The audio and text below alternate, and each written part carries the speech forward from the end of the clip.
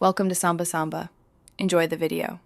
You start by verifying the Allen DLP version and license so you know which features and limits apply.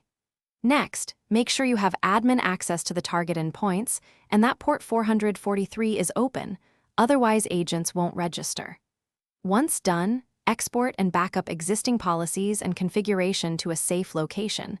This protects you if rollback is needed. Then, download the latest installer and agent packages to a staging folder so you can deploy without interruption. You install the central Allen DLP server, apply the license, and sync NTP so logs align. Time drift breaks correlation. Then you deploy agents using MSI/PKG for Windows or PKG for Mac OS, using silent install flags to avoid user prompts. Make sure the agent points to the server URL. Once agents report, create a baseline DLP policy, define sensitive data categories, enforcement levels, and allowed exceptions.